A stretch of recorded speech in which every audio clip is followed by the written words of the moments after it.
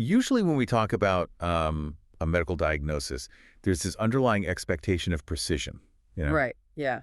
Like it's math or something. Exactly. It's almost like engineering. If you break your arm, the X-ray shows that jagged white line, and the doctor just points to the screen and says, "Well, there it is. That's the problem." Yeah, it's a totally binary state. It's either broken or it's not broken. It's clean. And honestly, I think it's comforting for us. We naturally want things to be visible and, categorized. Right. We want a clear physical problem that just corresponds to a very clear medical solution. Totally. But then you step into the world of end-of-life care. You cross over into medical ethics, the allocation of state resources, and like the fundamental philosophical value of a human life. And suddenly that X-ray machine is completely useless. Yeah, it doesn't apply at all anymore. It doesn't. The diagnostic landscape we are looking at today isn't biology anymore. It is economics. It is political science. And it is incredibly, incredibly murky. Because the exact moment a system starts blurring the lines between healing a patient and eliminating a financial liability, the clarity of traditional medicine just disappears entirely. You are no longer just treating a symptom. You are literally managing a balance sheet. And that collision, the crash between the balance sheet and the hospital bed, is exactly what we are unpacking in today's deep dive. It's a heavy one today. It really is. We have a massive, jarring stack of source material in front of us. We're looking at a highly detailed transcript from a video featuring political commentator Tucker Carlson and Kelsey Sheeran. And just for some context, Sheeran is a Canadian military veteran, a really vocal advocate, and someone who has spent a lot of time investigating and criticizing state-sponsored euthanasia. Yes, specifically, she is zeroing in on Canada's Medical Assistance in Dying program, which you'll hear referred to a lot today as MAID, M-A-I-D. Right. And just to set the stage for you listening right now, we need to be incredibly clear about our role here. The material we are dissecting today touches on some of the most sensitive, politically charged flashpoints imaginable. Oh, absolutely. It intersects with these really deep-seated beliefs on both the left and the right regarding bodily autonomy, the power of the state, and, the very definition of compassion. Yeah, so we are acting strictly as your guides through this specific text. Yeah. We aren't here to endorse the claims. We're not validating the politics or condemning the viewpoints presented in this interview. Exactly. We are entirely neutral here. Our mission is to just take the architecture of their argument, so the statistics, the historical comparisons, the alleged medical realities, and break down exactly what they're saying and why they are saying it. Right. We want you to understand the mechanics of this debate regardless of where you personally land on the political spectrum. So to jump right in, the foundational argument this source makes, the premise that really sets the tone for this whole discussion, is that Western society is undergoing this massive, deliberate reframing of how we conceptualize death. Yet, the text argues that physician-assisted suicide is no longer being presented as a tragic, heartbreaking last resort for the terminally ill. Which is how it was originally pitched. Exactly. But now, it is actively being rebranded and marketed as, quote, healthcare. And the source points to a very specific moment to illustrate this linguistic shift. It brings up this December 2025 announcement by New York Governor Kathy Hochul. Right, regarding the push to legalize medical aid in dying in New York State. Yes, and the language she uses, which the text highlights, is just wild when you actually parse it. She doesn't call it a difficult compromise, She calls it an elegant solution. An elegant solution. Elegant solution. And she explicitly tells this story about how the inspiration for this legislation came to her while she was sitting in a Catholic funeral, listening to a priest talk about the deceased being called home to eternal life. Wow. Yeah, so she frames the legislation through that specific lens, not as ending a life prematurely, but as facilitating a peaceful, almost spiritual transition. But the source immediately strips away that spiritual framing and dissects the political theater of it. Right. The text argues that the actual problem Governor Hochul's elegant solutions is trying to solve has absolutely nothing to do with existential peace or the afterlife. The actual problem is a fiscal crisis. The transcript points out that healthcare costs in New York are roughly 37% above the national average. Which is astronomical. It is. So the text is making a direct correlation here. You have this massive budget deficit, a state that's drowning in medical expenditures, and suddenly the governor is inspired to offer state-sponsored death as an elegant solution. Because mathematically, if you look at the data, the final weeks and months of a patient's life are when medical interventions are the most complex, the most frequent, and by far the most expensive. Yeah, that's where all the money goes. Exactly. The argument laid out in the source is that keeping people alive is actively draining the public treasury. A population was promised universal or heavily subsidized care, but the bureaucratic systems simply cannot afford to deliver on those promises anymore. So instead of walking back the promises or, restructuring the bureaucracy, the text claims the state is subtly encouraging citizens to exit the system before they rack up those massive end-of-life invoices. And they are doing it by branding the exit as a form of liberation. Yeah, and to really anchor this economic theory, the source pulls up this fascinating artifact. It's a clip from a 2010 Aspen Institute meeting featuring Bill Gates. Right, and the context here is super important. You have a room full of incredibly wealthy, influential people discussing global resources. Right. And in the clip, Gates is talking about the staggering costs of end-of-life medical care. And he poses this hypothetical scenario that basically strips away all the emotion from the issue. He just makes it pure math. Pure math. He asks, is it worth spending $1 million to keep a single patient alive for their last 3 months of life? Or would that $1 million be better spent saving the jobs of 10 public school teachers? It's the ultimate utilitarian math equation, just putting a dying grandmother on one side of a scale and 10 teachers on the other. And Gates openly acknowledges in the clip that this is exactly the kind of trade-off that critics call a death panel discussion. He actually uses that term. Yeah, but he suggests it's just a realistic economic calculation that society eventually has to face. Wow. And if we connect this to the bigger picture, the text is arguing that financial deficits are driving moral redefinition. Okay, let's unpack this for a second, because the host in the source material pushes back hard on that exact utilitarian logic. As they should, yeah. Because it's a completely forced moral binary. Yeah. I mean, why is the choice strictly between keeping a dying patient alive and funding public education? Right, as if those are the only two line items in the budget. Exactly. It's like looking at a leaking boat and deciding the best way to save the crew is to just throw the injured passengers overboard, rather than questioning why we're spending billions on luxury upgrades for the captain's cabin. That's a great analogy. And the text points out a glaring contradiction in what the state values. It notes that the government eagerly spends billions on complex weapon systems, specifically mentioning things like Patriot missile batteries without a second thought. Oh, yeah. It's the scarcity mindset applied very selectively. Precisely. We have limitless abundance for the military-industrial complex. But the absolute second we look at keeping an elderly citizen alive, we suddenly have to pinch pennies and pit their survival against a teacher's salary. It is a totally manufactured choice. You are creating a false choice to justify cutting the most vulnerable liabilities. And the text takes that contradiction a step further. It argues this isn't just about balancing a spreadsheet. It frames this as a deeply theological or even philosophical debate about power. Yeah, the source suggests that there is a bureaucratic class that actually derives a sense of power from controlling the deaths of others.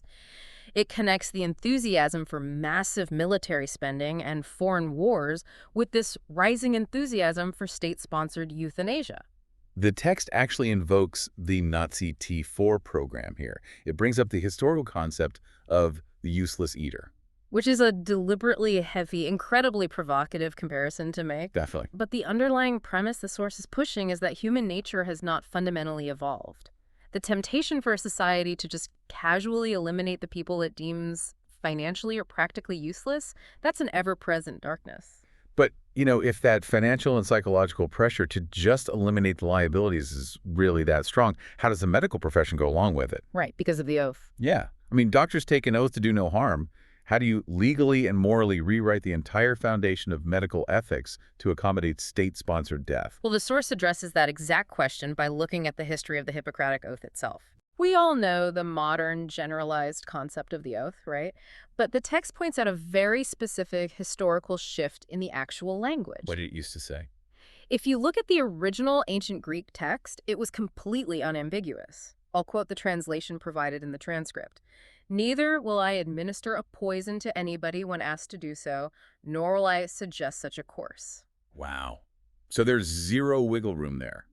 It's a hard, definitive line. Do not give people poison, even if they explicitly beg you for it. Right. It was designed as an absolute guardrail, precisely because the ancient Greeks understood the inherent power dynamic between a physician and a really vulnerable patient. That makes total sense. But the source claims that in the post-World War II era, the modern medical establishment decided that this strict prohibition was too archaic, too restrictive for modern medicine, so they changed the text. They literally rewrote the guardrail. They did. They replaced the absolute ban with a highly subjective guideline. The revised version of the oath, which the text quotes, states, "It may also be within my power to take a life. This awesome responsibility must be faced with great humbleness and awareness of my own frailty." Okay, think about the psychological weight of that single linguistic shift. It's massive. The text argues that by changing that oath, the medical profession transitioned from being strictly healers to becoming arbiters of life and death. When you remove the absolute boundary of never administer poison, you are vesting a doctor with what the transcript literally calls a facsimile of godlike power. And the source asks a really piercing question about human psychology here. Is it actually possible for any human being to retain their humbleness and awareness of their own frailty while they're actively ending another human life? I mean, I don't know. The argument is that assuming the power to destroy life inherently corrupts the practitioner. The transcript goes so far as to compare this modern medical establishment to a priest class in ancient human sacrifice-based religions. It mentions the Aztecs and the Incas. Oh, wow. Yeah, the text argues that in those societies, the ultimate power of the priest class didn't come from healing the village.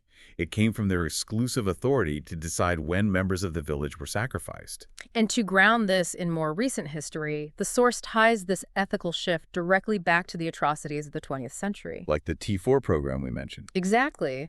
It brings up the aftermath of World War II and the Nazi T4 euthanasia program, where doctors were actively involved in killing patients, including disabled children in institutional care. Right. The text claims that after the horrors were exposed, a shocking number of the physicians involved were never severely punished.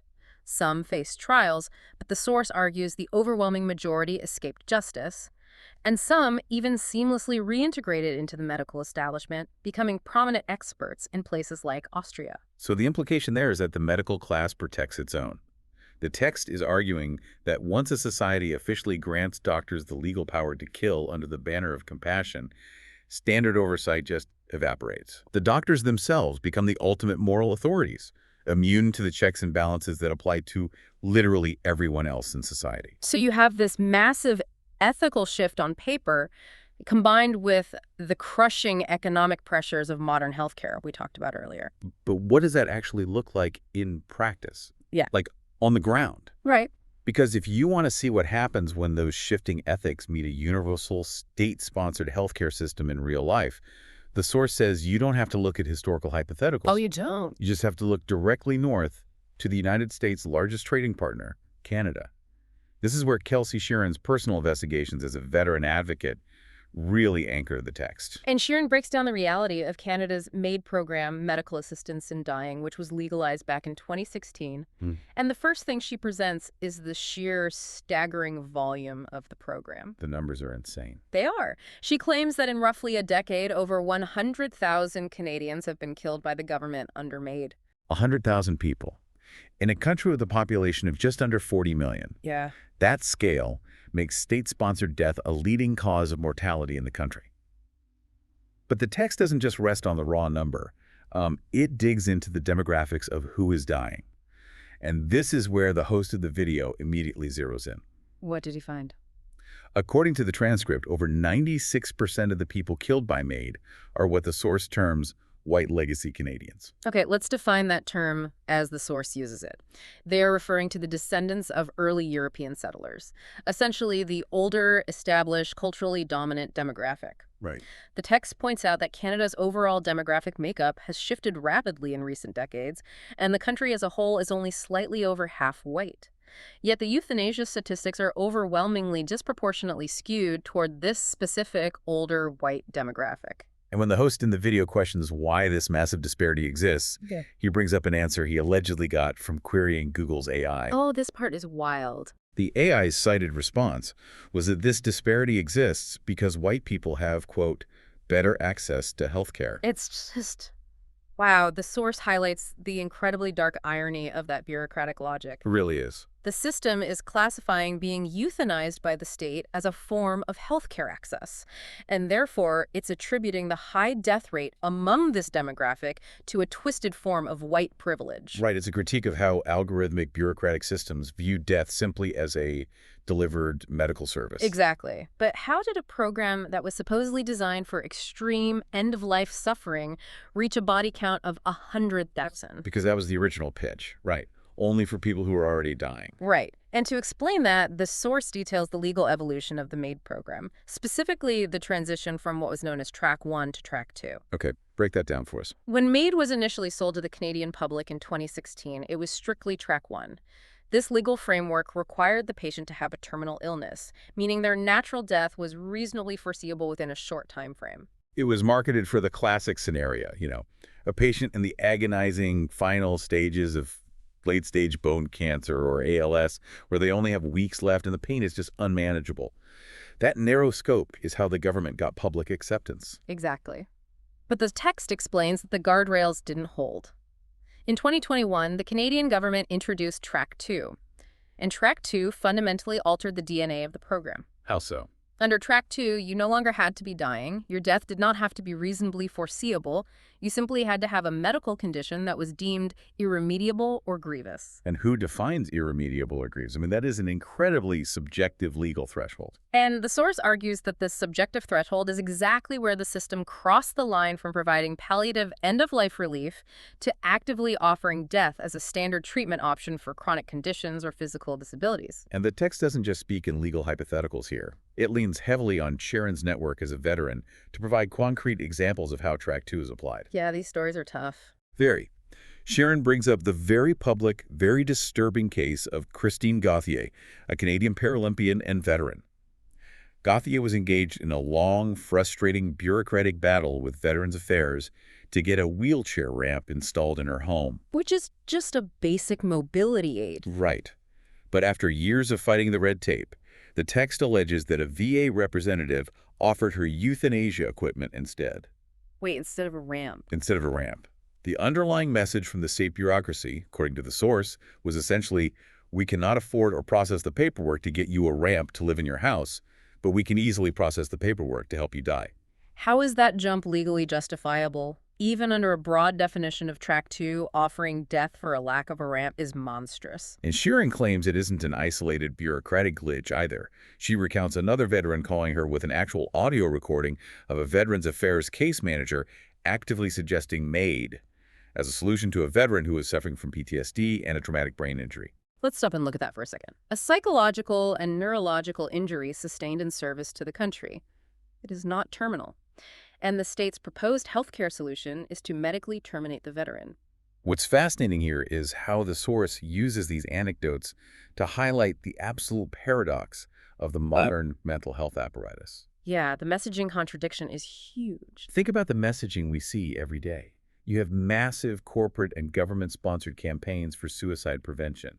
The text specifically mentions the Bell Let's Talk initiative in Canada, which is this huge corporate mental health awareness campaign. Right. Society spends hundreds of millions of dollars telling people, don't do it, your life has inherent value, there is always hope, reach out to the authorities for help. But then, when those vulnerable people actually do reach out to the authorities for help, state-funded medical representatives are actively suggesting suicide as a viable, legitimate treatment plan. And the source connects this terrifying reality directly to what it describes as the ongoing collapse of the universal healthcare system in Canada. Yeah, the transcript paints a very, very grim picture of the current infrastructure there. They talk about emergency rooms with 14 to 18-hour wait times, patients waiting literally years for basic quality-of-life surgeries like knee or hip replacement. And thousands of people deteriorating or dying while simply sitting on endless waiting lists. So the core argument Sharon makes is that people aren't choosing MAID because they genuinely want to die. They are choosing what she calls death care because actual restorative health care is completely inaccessible to them. So if you are a state bureaucracy facing a collapsing infrastructure and an aging population, Track 2 suddenly becomes a very efficient way to clear the waiting lists. It's incredibly dark.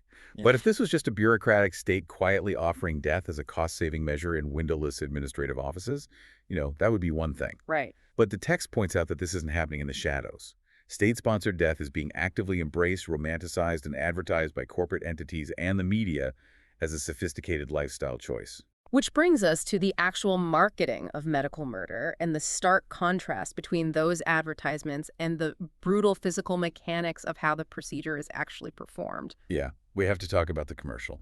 The source details a highly produced commercial created by Simon's Department Store, which is a well-known retailer in Canada. Okay. The ad featured a young woman named Jennifer Hatch. Hatch suffered from Ehlers-Danlos syndrome, which is a really painful genetic joint disorder. But crucially, the text notes this condition is painful, but it is non-fatal. Right. And according to the text, Hatch had desperately sought proper healthcare and specialists to manage her condition. But after failing to receive adequate treatment from the collapsing medical system we just talked about, she was approved for MAID. Now, you would think a commercial about a young woman choosing to die because she couldn't get joint treatment would be a tragic indictment of the healthcare system. You would think so, yeah. But the text points out that the department store ad completely ignored the systemic failure. Instead, it romanticized her decision to die. The commercial featured these sweeping, cinematic shots of beautiful scenery, ocean waves, and bubbles floating on a beach. Wow. Yeah, and in the voiceover, Hatch talks about choosing to die not in a sterile hospital, but surrounded by nature, and says, quote, "When I imagine my final days, I see music, I see the ocean, I see cheesecake." They took state-sponsored euthanasia and packaged it with the aesthetics of a high-end wellness retreat. The text notes how the media brands this process with words like dignity, softness, and bravery. It is a masterful piece of marketing, but the text immediately pivots from the soft focus imagery of cheesecake and ocean waves to the cold, clinical reality of the procedure itself, because the physical mechanics of MAID are not just falling peacefully asleep like you see in the movies. Here's where it gets really interesting, because we have to talk about the biology here. The source goes into detail, and it is horrifying. It really is. The text claims the procedure involves inserting two large 14-gauge 5Es into the patient's arms. The first 5E floods the body with a massive dose of a poison, often an intense anesthetic like propofol, designed to render the patient unconscious and shut down the system. But the body is biologically wired to fight death. When you flood the system with a lethal dose of a depressant, the heart begins to fail, and fluids quickly back up into the lungs, a condition known as pulmonary edema. Right. The body's natural autonomic reflex, even if the patient is totally unconscious, is to fight for air. Exactly. They might gasp, thrash, convulse, or even vocalize as they effectively drown in their own fluids. And that is why the second 5D is necessary. The text focuses heavily on the second drug administered, which is a paralytic, like rocuronium. And the source argues that the primary purpose of this paralytic is entirely cosmetic. Wait, really? Cosmetic? Yes, it doesn't ease the internal physiological process of the organ shutting down at all. It specifically freezes the skeletal muscles. It stops the patient's body from physically reacting to the poison. Because without the paralytic, the death would look violent and agonizing. The internal physiological experience taking place, as described by the source, is akin to the sensation of waterboarding or active drowning. But the paralytic traps that experience inside a completely frozen body.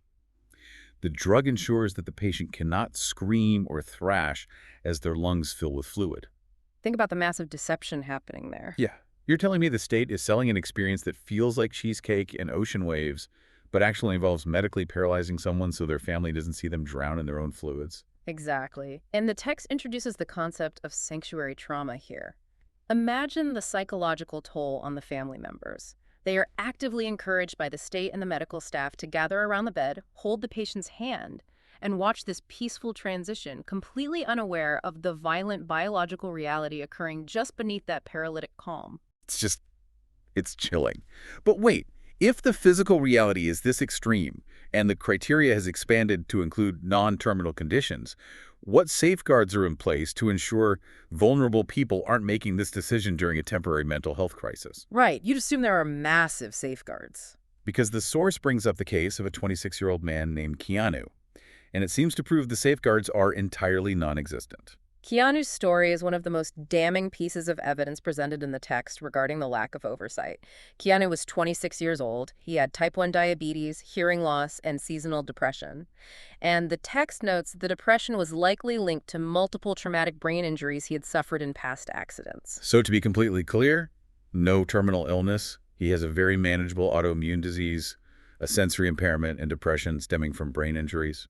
He's a prime candidate for therapy and endocrinology, not euthanasia. Yet he is evaluated in his home province of Ontario, and a doctor approves him for MAID. Are you kidding? No. However, Keanu's mother discovers his plan.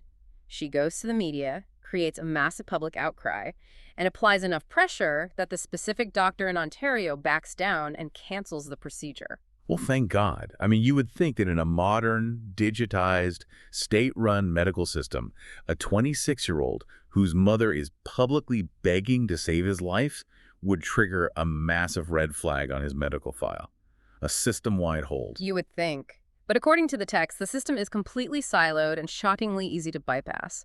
There was no centralized flag. What did he do? Keanu simply engaged in doctor shopping. He flew all the way across the country from Ontario to British Columbia.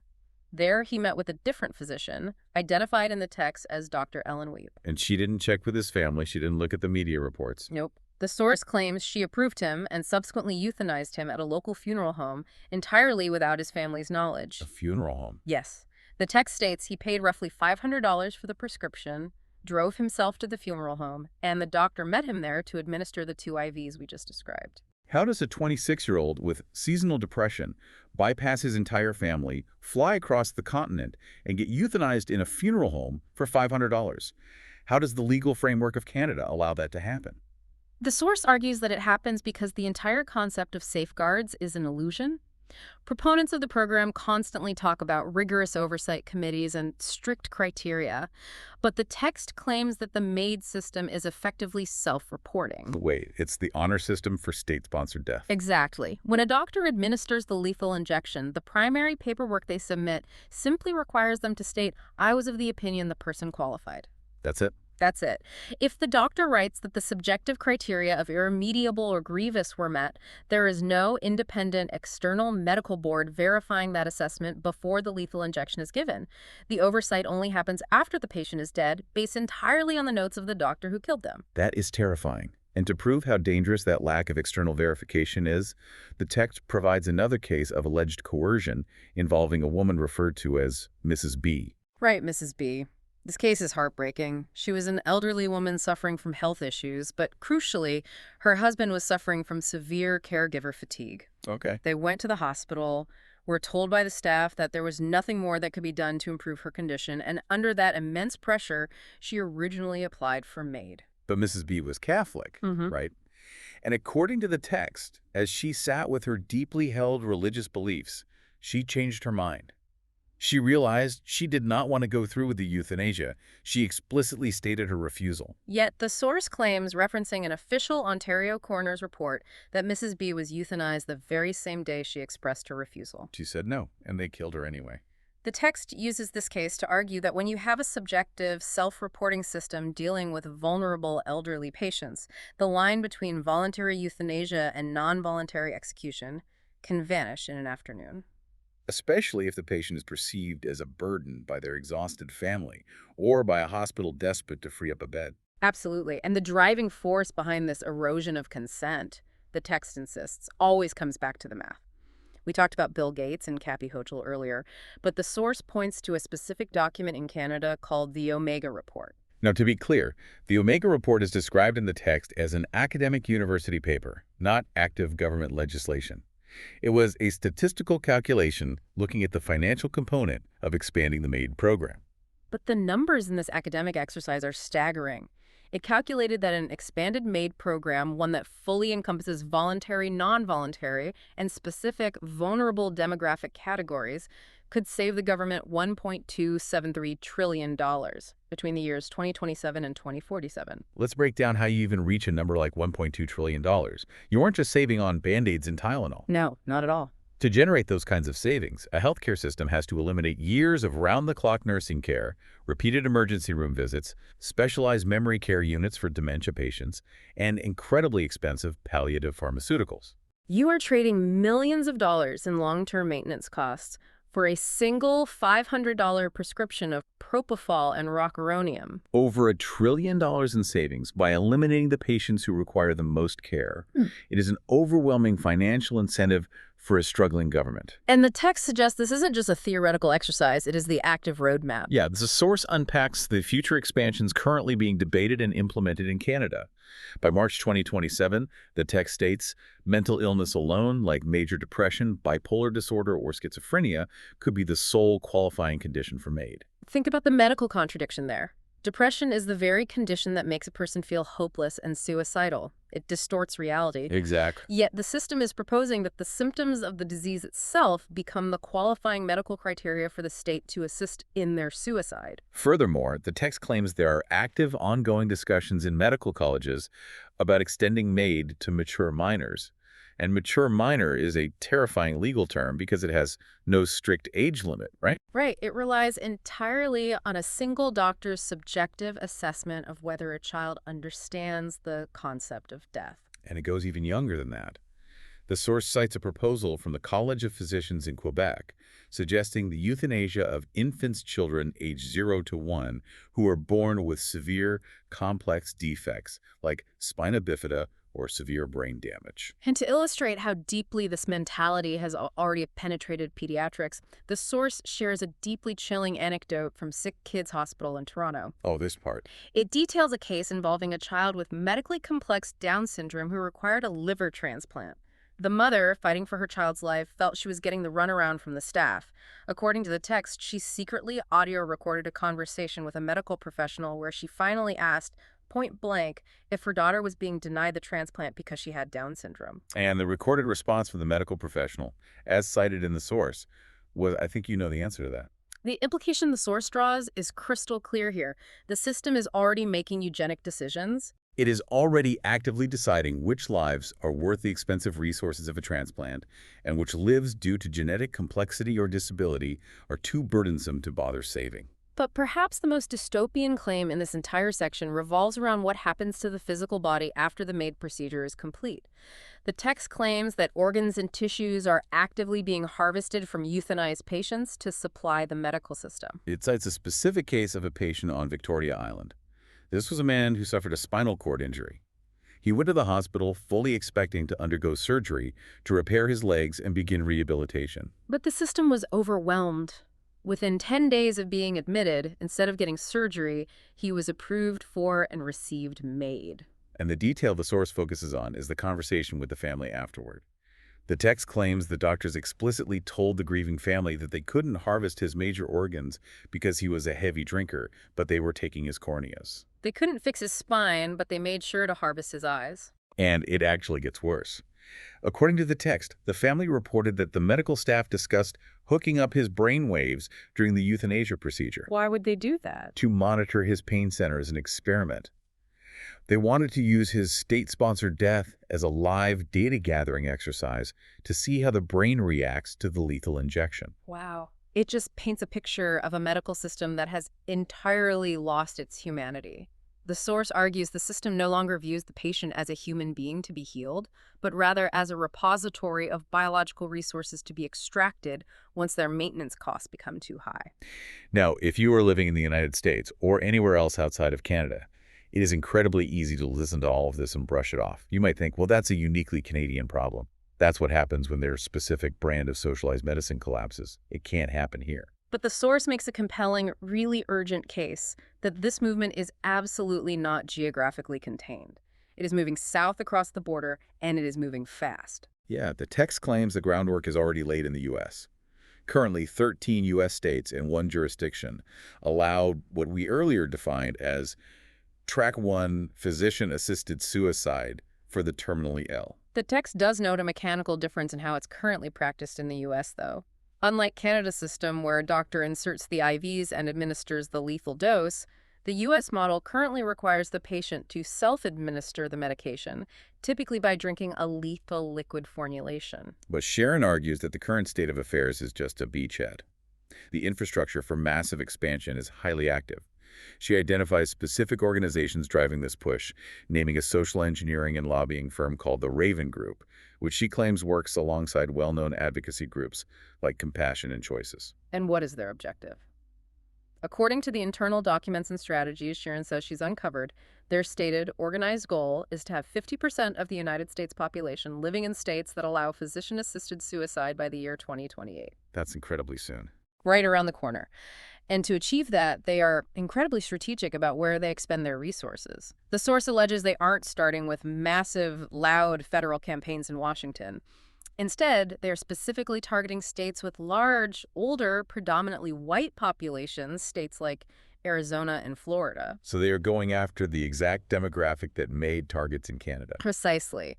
And the text claims they are using highly localized grassroots efforts. They are going into local churches, hosting seminars in nursing homes, and slow dripping the ideology of death with dignity to the elderly. Building the base. Yeah, the strategy is to build a groundswell of support among seniors, so they will eventually pressure their local state representatives to introduce legislation. So what does this all mean? To really understand the brilliance and the danger of their strategy, you have to look at the linguistic battle they are fighting. Oh, this part is crucial. We talked earlier about how the vague term irremediable was the loophole that blew the Canadian system wide open. In the U.S., the lobbying groups are using a different semantic trick. They're trying to entirely rebrand the concept of assisted suicide as end-of-life care. And that rebranding is not about public relations. It is strictly about unlocking funding. Ah, right. The source explains that there are very strict federal laws in place in the U.S., specifically mentioning Clinton-era restrictions like the Assisted Suicide Funding Restriction Act.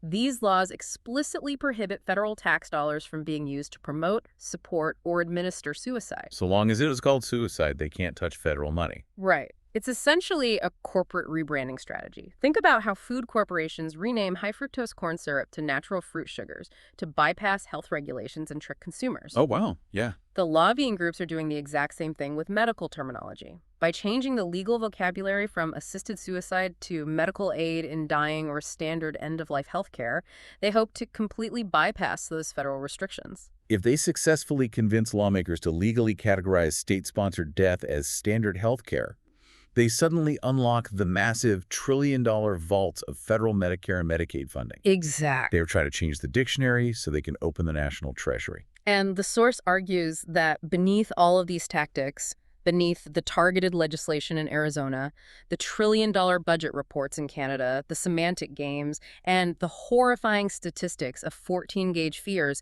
this entire global movement is ultimately rooted in a profound philosophical rot. This brings us to the deepest layer of the text, the philosophy of pain versus the materialist worldview. The source argues that the push for euthanasia is not a medical advancement at all. It is the ultimate logical manifestation of a purely materialist society. The text describes modern Western culture as being as shallow as a coffee stain. That's a brutal line. It is. It argues that we have built a society that fundamentally believes there is nothing beyond the material world. In this worldview, there is no soul, there is no afterlife, there is no God, and there is no transcendent meaning to the human experience. And if you truly believe there is absolutely no meaning beyond the physical function of the body, then physical suffering has zero value. It is simply a negative biological stimulus, a glitch in the machine that must be eradicated at all costs. To illustrate how our relationship with pain has changed, the text compares this modern phobic avoidance of end-of-life suffering to the historical shift in how we view childbirth. The host in the source notes that there was a period in the mid-20th century, the era of twilight sleep, when women were heavily anesthetized and strapped down during childbirth because the medical establishment viewed all pain as inherently bad and traumatizing. But eventually, society and medicine pushed back against that. We realized that the pain of bringing life into the world, while intense, had a physiological and emotional purpose. It bonded the mother to the child. Right. The source argues that previous civilizations, grounded in spiritual traditions, understood that suffering at the end of life also has a profound purpose. The text suggests that when an elder suffers gracefully, surrounded by their family, they are teaching the next generation a vital lesson about resilience. They are demonstrating how to face the inevitable decline of the body with courage. And equally important, it allows the family to show true devotion, to serve the person who once served them. But in a materialist society based entirely on the avoidance of pain and inconvenience, we just throw that lesson away. We don't want to see the suffering, and we certainly don't want to pay for it. So we drug it, we paralyze it with rocuronium, and we hide it behind a curtain at a funeral home so we can get back to our productive lives. This raises an important question, though, right from the source text. How do we define human value? Yeah, that's the core of it all. The argument is that when a society abandons any spiritual dimension, it inevitably begins to view its citizens merely as economic units. If your value as a human being is tied solely to your productivity and your cost of maintenance, then the exact moment your medical costs exceed your economic output, you become a useless eater. And when that happens, the very definition of compassion becomes inverted. The source passionately argues that true compassion is pulling up a chair, holding someone's hand through their suffering, and ensuring they are not alone in the dark. True compassion is not offering to push them off the bridge because their care is putting a strain on the state budget. The irony is staggering when you look at the broader culture. I want you, listening right now, to view the contradiction the source highlights here. Think about the society we live in right now. Yeah, we live in an era that is hyper-focused on safetyism. We put warning labels on hot coffee cups. We mandate mental health awareness in schools. We have massive corporate campaigns and telethons for suicide prevention. We are constantly aggressively told that every single life is precious and that help is always available if you just reach out. Yet this very same societal structure, the state itself, is simultaneously presenting state-administered death via paralytics and poison as the ultimate sophisticated expression of bodily autonomy and freedom.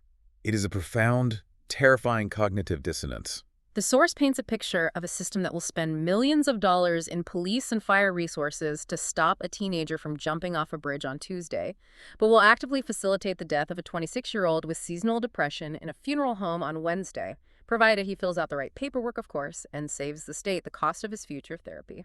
As we wrap up the analysis of this material, the core takeaways are incredibly heavy, but they are vital for understanding the arguments that are actively shaping public policy across North America right now. Absolutely. The text paints a highly critical, deeply unsettling picture of a modern healthcare system that is collapsing under its own bureaucratic incompetence and financial weight. A system that has realized it cannot keep its promises and is quietly turning to state-sponsored death as an economic pressure relief valve. And it is doing so while wearing the mask of empathy, using the language of dignity and elegant solutions to rebrand medical elimination as compassionate healthcare. The source warns that the proposed safeguards are nothing more than an illusion. The financial incentives to expand the program are too massive for any government to ignore, and the ultimate victims of this calculus will always be the vulnerable. The elderly, the disabled, the mentally ill, and those who are simply abandoned by a society too busy or too broke to care for them. So we ask you to take this framework and look at your own local healthcare systems. Look past the marketing. Look at the specific political language being used in your state legislature regarding end-of-life care. Are they calling it suicide, or are they calling it aid? Look closely at how your community actually cares for its most vulnerable populations when the cameras are off. Because the source material we unpack today forces us to ask a deeply uncomfortable question that echoes far beyond the boundaries of this specific interview. If a society decides collectively that the ultimate, most elegant cure for suffering is simply the elimination of the sufferer, what happens to the bedrock of our social contract? Think about that. If the government is no longer morally obligated to provide care, to provide comfort, or to provide hope, but is only required to provide a painless, state-funded exit. At what point does the right to die subtly, quietly morph into a duty to die for anyone who feels they're becoming a burden on their family or the state? Think back to that X-ray machine we talked about at the very beginning. Yeah. If the diagnostic machine is fundamentally broken and the landscape is obscured by trillion-dollar budget deficits and semantic games, how do you navigate a world where a doctor's final prescription isn't a cure, but an ending? That's something you really need to ponder. Think about that.